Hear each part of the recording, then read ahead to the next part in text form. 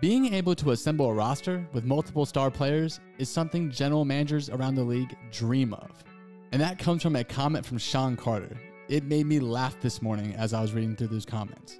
But a team that talks about chemistry and not wanting to shake things up because they love its role players isn't really feasible, especially if you haven't won a championship yet.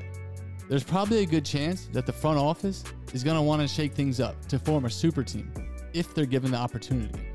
Sometimes super teams work the way that they're supposed to, like when LeBron James and Chris Bosh joined Dwayne Wade on the Miami Heat in 2010, or when Kevin Durant joined the Golden State Warriors in 2016. But sometimes they don't.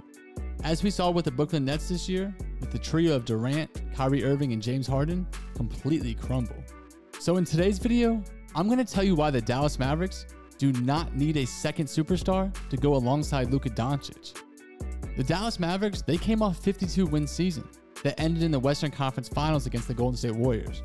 The Mavs, they lost to the Warriors' championship-proven trio of Steph Curry, Klay Thompson, and Draymond Green. But it was more because of the lack of depth than it was the lack of talent.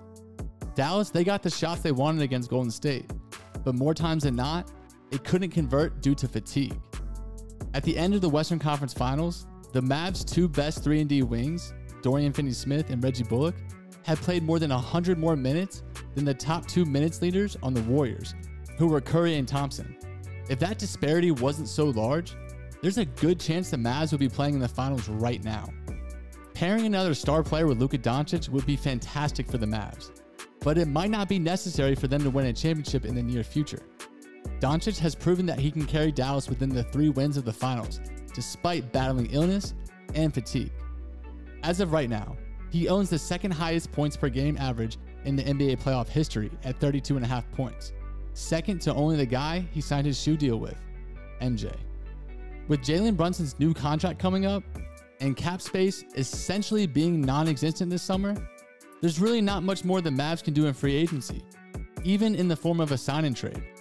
And listen, because of that, Dallas's biggest offseason additions could end up being who they drafted number 26 on June 23rd, and who they decided to use their $6.3 million taxpayer MLE on.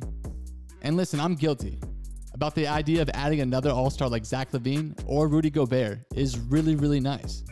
Simply adding 2 more dependable role players in the form of a versatile rim protector and another backup wing is what can get Doncic and the Mavericks over the hump next season. Trust me, I read the comments, and I'll admit when I was wrong. That last video just wasn't what the Mavericks really needed. A lot of people have criticized Nico Harrison when he traded Kristaps Porzingis for Spencer Dinwiddie and Davis Bertans because KP. Despite his bloated contract and injury history, it was still perceived to giving the Mavs roster a higher ceiling. Dallas squashed that theory quickly by winning his first playoff series and more than 11 years without Porzingis. Harrison, he's still new and getting the hang of the NBA executive thing, but he's done enough already with the KP trade and the signing of Bullock last summer to earn the benefit of the doubt for now. So in Nico Harrison, I trust. Listen, it wouldn't be out of the ordinary for the Mavs not to have a splashy summer. It should be more of a productive one with marginal additions, and that can be enough to push Doncic and this roster over the hump next season. I will definitely say that Tyus Jones would be a great guy to go after with that MLE exception. And let's talk about the draft. We're officially down to single digits day until it happens. The Mavs, they entered the draft with the number 26 pick for the first time since 2020. Now, it's not a given that Dallas will keep their pick. Trade talks have always heated up as the draft inches closer, but there's a lot of talented prospects who could potentially hear their name called by the Mavs. One guy in particular, Walker Kessler, the center out of Auburn. The Mavs, they've always talked about their desire to add more rim protection without breaking the bank this summer.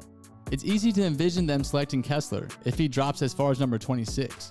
The dude's 7'1", 245, and he legged the NCAA last season with 4.6 blocks per game. He would be more of a situational pick for the Mavericks, and he's a prolific shot blocker. The dude is comfortable shooting the 3, and the Mavericks would get significant value being able to select him at 26. So that leads me into today's question. At number 26, who do you think the Dallas Mavericks would take? Kessler, for me, seems like a Kessler brings, being the #1 shot blocker in the NCAA last season. And before we go, if you guys like this video, go ahead and smash that like button and subscribe to the channel because it helps out with the algorithm, which allows me to put more into my content, which is always for you guys. So tomorrow, Mavs fans, we'll be back better than ever with some more Dallas Mavericks basketball. And like always, MMFL, I'll save y'all a seat. Peace.